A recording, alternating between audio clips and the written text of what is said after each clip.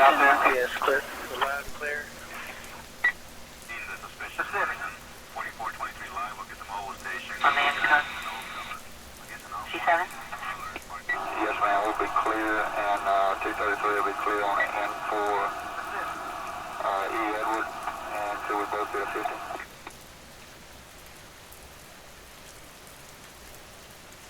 This is Aaron Reyes, broadcasting from what used to be the heart of San Francisco. If this signal reaches anyone beyond the Pacific, know that this city is still here for now, and so am I. As of 1752 Pacific, the emergency channels confirmed what most of us already feared. Multiple launches detected across the ocean. No official list of targets.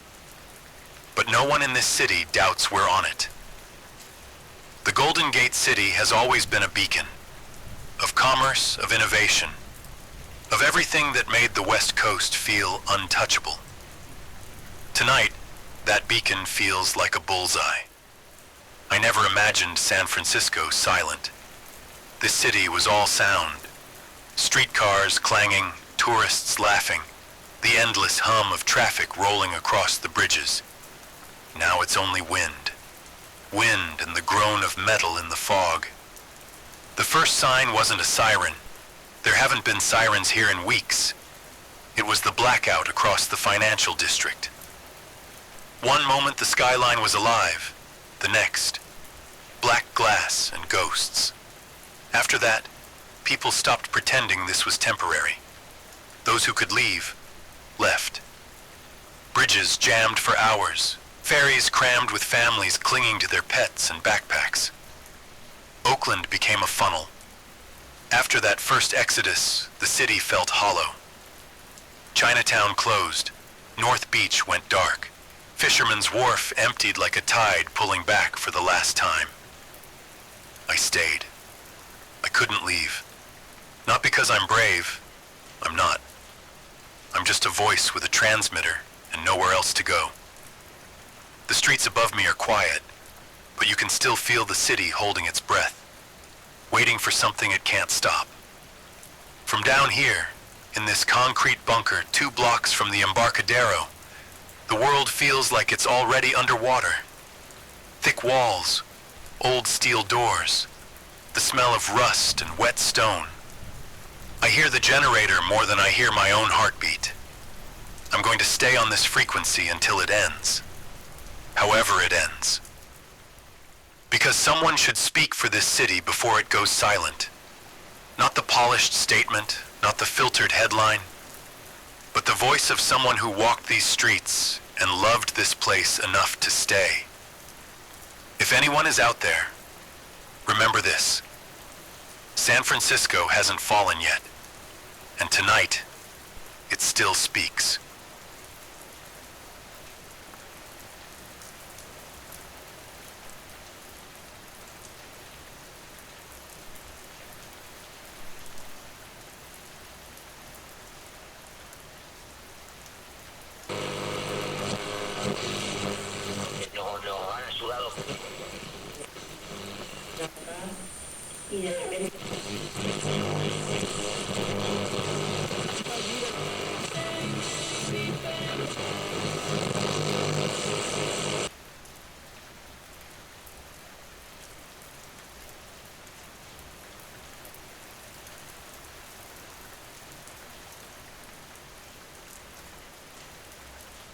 Down here, time feels different. There are no windows, no sunrise, no skyline to remind me that a city still waits above the concrete. Just walls, thick and cold, pressing in like the weight of the Pacific itself. The generator hums in the corner, a fragile heartbeat in the dark. Every few hours, it coughs, and my own pulse stumbles with it. If it dies, this place becomes a tomb. The air smells like metal and damp concrete. It tastes old. Sometimes I imagine I can smell the ocean pushing through the cracks, the salt and the rot of a city waiting to drown in silence. Sound travels differently underground. Every drip of water sounds like a whisper. Every shuffle of my boots on the dusty floor feels like thunder. Once, I heard something scrape across the far wall. A rat, probably. But it froze me in place for a full minute, holding my breath like silence was armor. I set up my radio on an old steel shelf, next to the last of my canned food. There's no routine anymore, but I still pretend there is. Wake, check the transmitter. Listen to static. Take notes. Speak into the void. Eat, repeat. Down here, pretending is survival. I talk to the walls sometimes. I tell them about the city they're protecting. The bridge lights I used to watch from the pier. The smell of sourdough in the mornings on Market Street. The way the fog would curl around the Transamerica Pyramid like it was guarding it. I tell these walls because no one else is listening. At night, the bunker feels alive. Pipes groan like they're mourning something. The concrete shifts with the echo of distant vibrations. Ships in the bay, or maybe something worse. I never know. The city speaks in murmurs now, and I am the last one translating. And yet, in this silence, I find myself listening harder than I ever did above ground. Every hum, every drip, every flicker of the radio feels like a message, and I wait for the one sound I fear the most. The deep, distant roar that will mean my city, my Golden Gate City, has finally met the sky.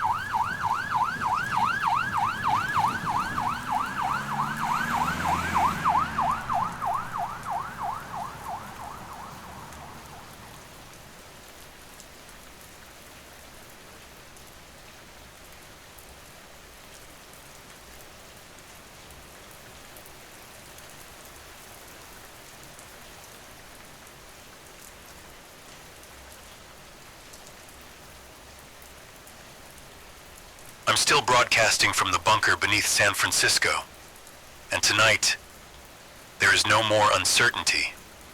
The attack is coming. At 2113 Pacific, the emergency command frequency switched from standby to continuous alert. No static, no hesitation. Just a voice, flat, mechanical, certain. Confirmed inbound. Impact expected. Prepare for containment. No city names, no countdown, no emotion. But everyone here knows what that means. The Golden Gate City is no longer waiting for if, only when. I can feel it in the air down here. A pressure that isn't just fear. It's the weight of a city holding its last breath. Above ground, the preparations began hours ago. The streets that were already half empty are now a funnel of armored trucks and flashing lights. I caught a glimpse from the stairwell camera before sealing the last hatch. Military convoys rolling along the Embarcadero, their tires whispering through fog, headlights cutting through the darkness like knives. Every bridge is locked down. Golden Gate, Bay Bridge, Richmond, all sealed, guarded by silhouettes with rifles, scanning the water as if an answer might rise from it. The city has changed in ways I barely recognize. It is not a home anymore. It is a fortress. The ferry building, once full of tourists and farmers' market stalls, is now a checkpoint. Civic Center is wrapped in barbed wire. Helicopters sweep the shoreline, slow and deliberate, like predators circling prey. The streets echo with the occasional voice through a loudspeaker. Shelter. Remain under cover. Follow posted instructions. But most of the time, there is only the wind. They say 70% of the city is gone now. Evacuated across bridges, ferried to inland shelters, crammed into temporary camps and forgotten hotels. 70%. And the rest of us are buried like seeds under the concrete, hoping we never have to bloom into daylight again. The bunkers are overflowing. I know because I can hear them through the radio network. Not words, but the thrum of humanity packed together. Children crying in echoes, a metal door slamming shut, the low hum of air filters straining to keep hundreds alive in places designed for dozens. Some of these bunkers weren't finished. I've heard reports of people standing shoulder to shoulder, their only comfort a thin mask, and the belief that concrete will keep the sky away. In my bunker, it is quieter. I am alone, but I imagine the weight of all those other lives pressing against mine through the airwaves. Every person down there carries a story, someone they couldn't reach, a home they had to abandon, a final message left on a voicemail that will never be heard. And yet, the city is not dead. Even in these last hours, it moves with a mechanical kind of determination. The water cannons on the bridges have been primed, not for fire, but for debris. Sirens test in short bursts, warning only those who are still listening.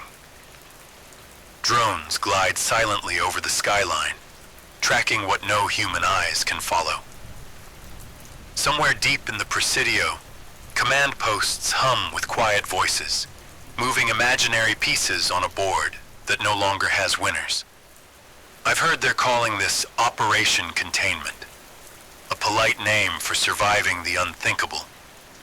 They are not trying to save the city anymore. They are trying to keep the ruin from spreading. From the edge of this bunker, I can almost feel the city's pulse slowing. Every creak in the walls sounds like the sigh of an old ship. Every gust through the ventilation shaft is a ghost brushing against my neck. Somewhere above me, the fog curls along the Golden Gate like a final shroud, and the towers of the bridge wait, silent witnesses to whatever comes next. I keep telling myself I'll stop broadcasting when the first shockwave hits, but I know that's a lie.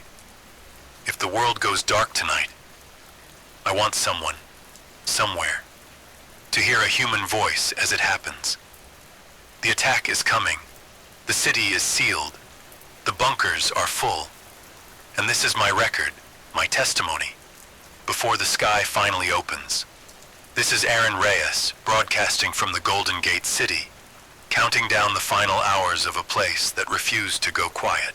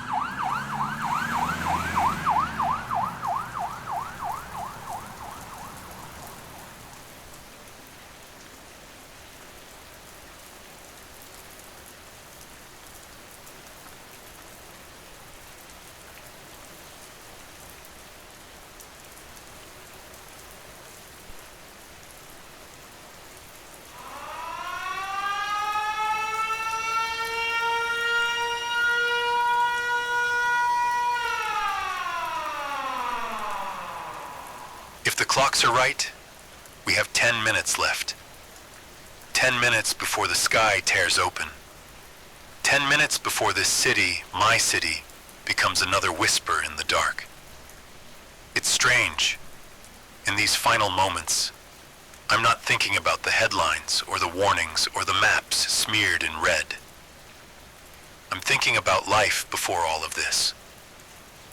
I remember mornings on Market Street, the smell of fresh bread from the corner bakery mixing with the salt of the bay breeze.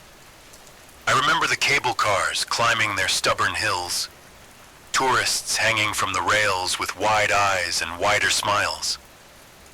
I remember the way the fog would slide across the Golden Gate like a slow tide, hiding the world in soft gray before letting the sun break through. Back then, the loudest sound I worried about was a seagull stealing someone's lunch on the pier. I remember laughter, the easy kind, the kind that fills a street without asking permission.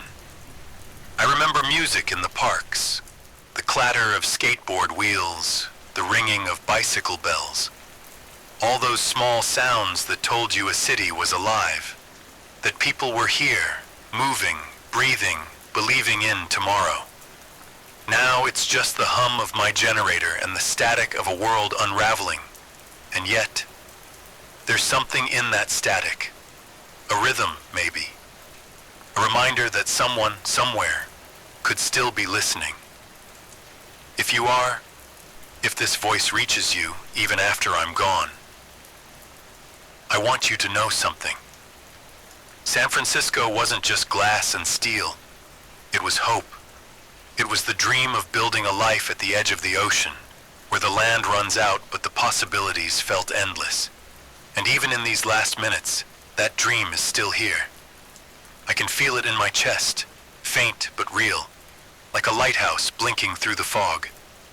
If the city falls tonight, remember this. We were here. We loved. We laughed. We tried to hold on. And somewhere in this darkness, a spark is still waiting to catch the wind. 10 minutes. Maybe enough to remember. Maybe enough to hope. Clear, and 233 will be clear on it, and for E. Edward, and 2 will both be at 50.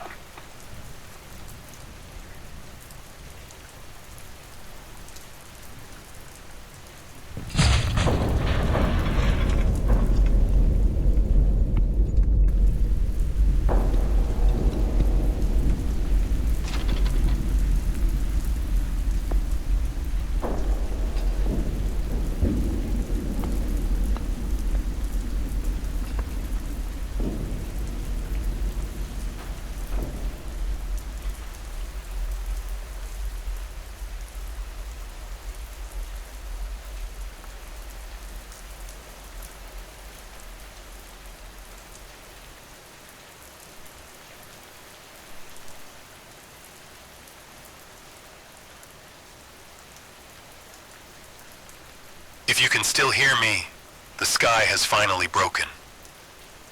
It started as a vibration, a deep hum that rose from the concrete floor, crawling up my spine.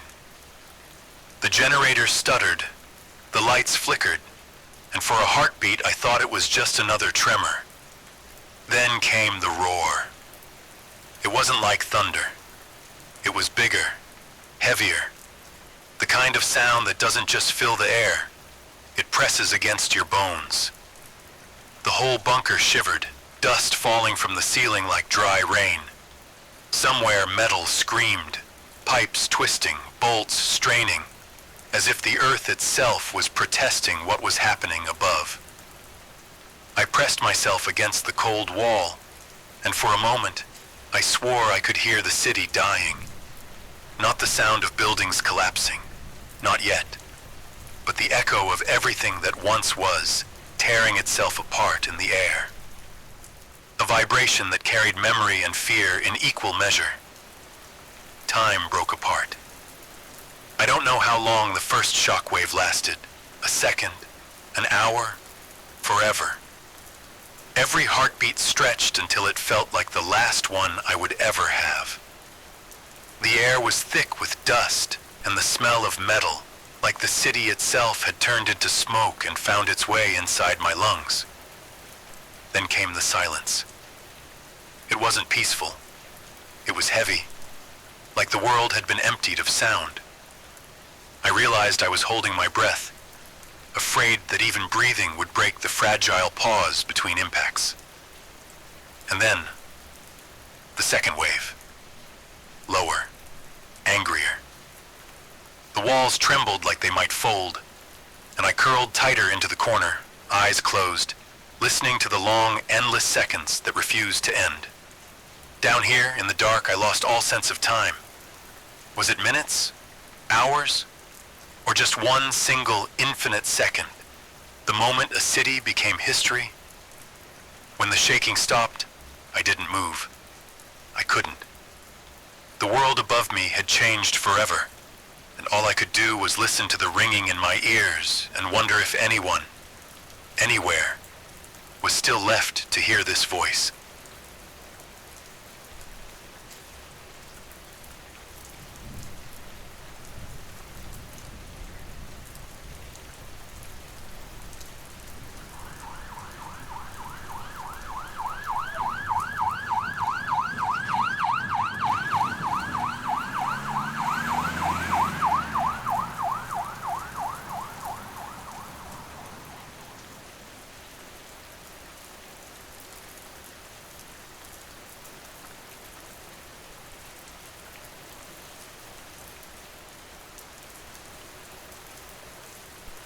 I waited hours before opening the hatch.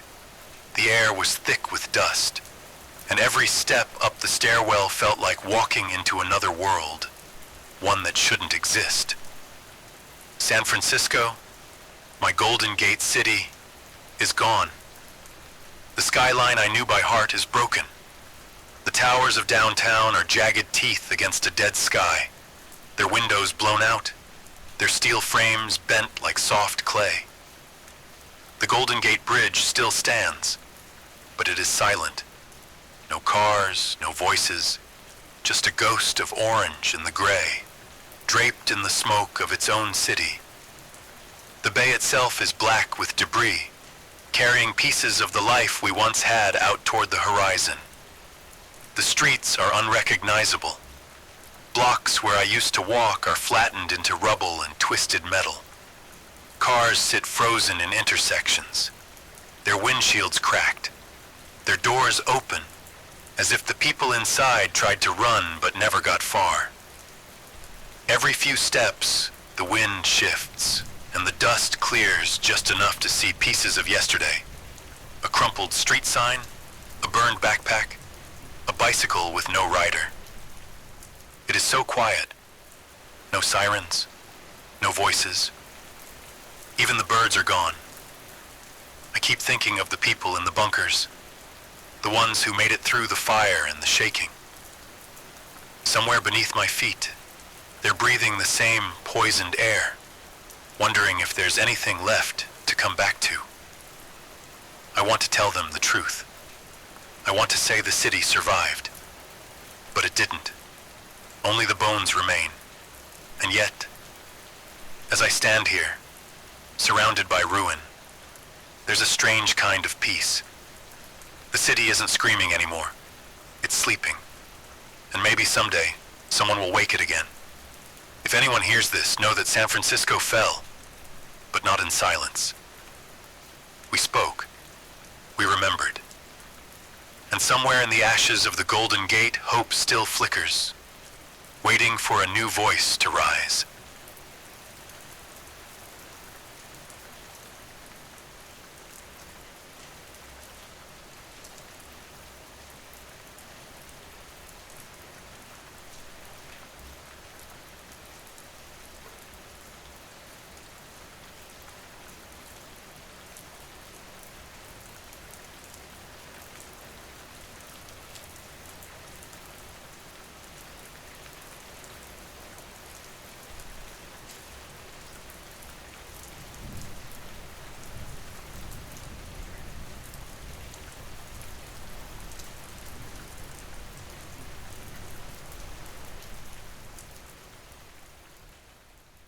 For the first time since the sky fell, I'm not the only voice in the dark.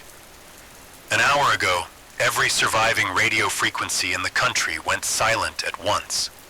Then came a single tone, long, sharp, impossible to ignore. And after that, the voice of the President of the United States. It wasn't the polished, confident tone I remember from old press conferences. This voice was raw, steady, but heavy with the weight of loss. And yet, beneath it all, there was steel. My fellow Americans, he began. Tonight our nation has endured an unspeakable act of war. Cities have fallen. Lives have been stolen. The skyline of San Francisco, a symbol of hope and progress, has been scarred in ways we will never forget. There was a pause, just long enough for the words to sink in.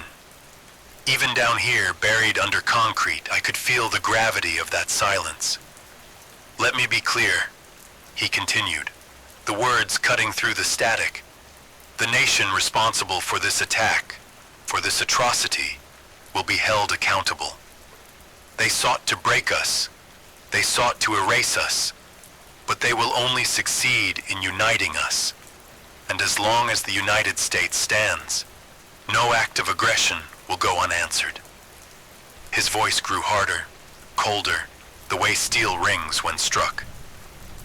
To those who carried out this strike, know this: we will find you. And when we do, your nation will cease to exist. There will be no refuge, no shadow deep enough to hide in. The world will remember tonight not as our end, but as yours. Even through the crackle of the transmission, I could hear the distant echoes of history in his voice, the kind of moment that would define an entire century.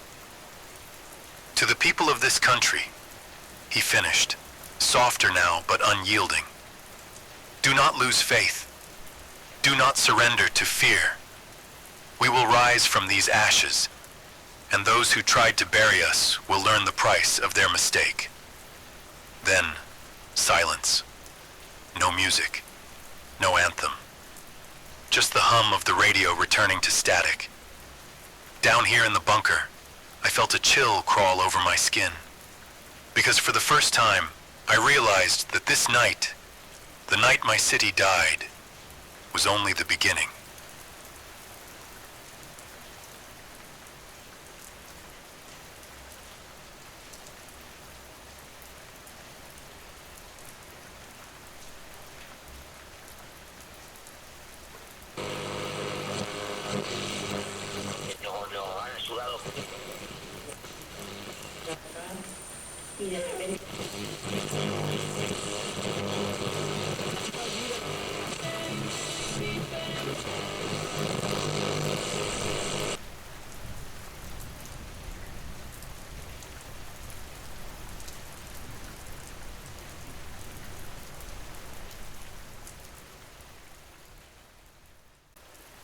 I am still here in the bunker beneath San Francisco.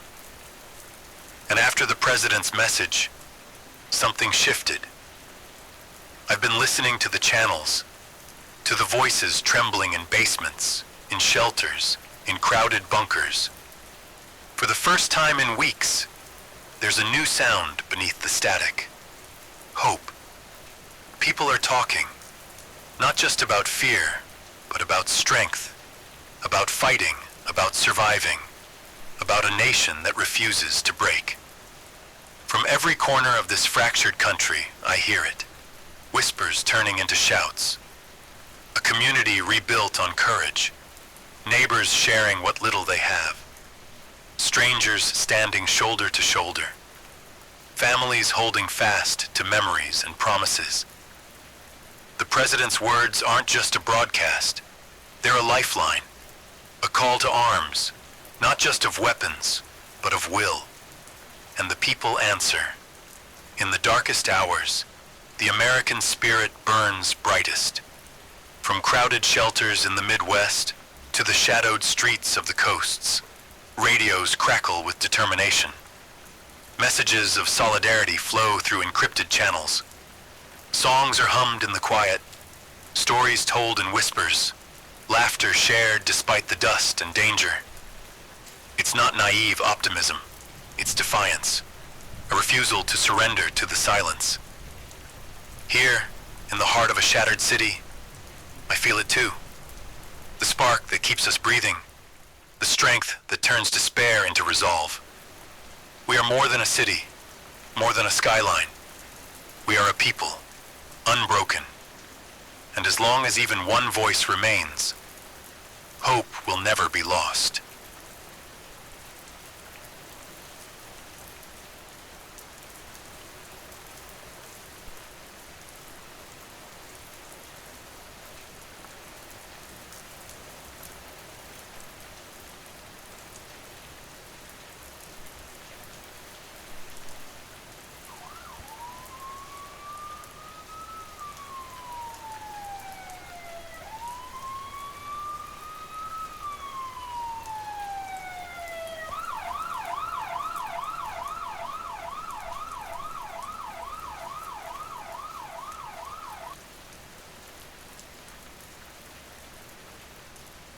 This is Aaron Reyes, signing off, for now.